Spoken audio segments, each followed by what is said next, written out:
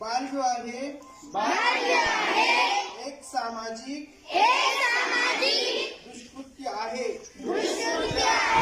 आणि कायद्याचे उल्लंघन आहे, ज्यामुळे मुलींचे शिक्षण, संरक्षण, आरोग्य आणि विकास, त्यांचे स्वप्नपूर्तीमध्ये अडथळे येतात.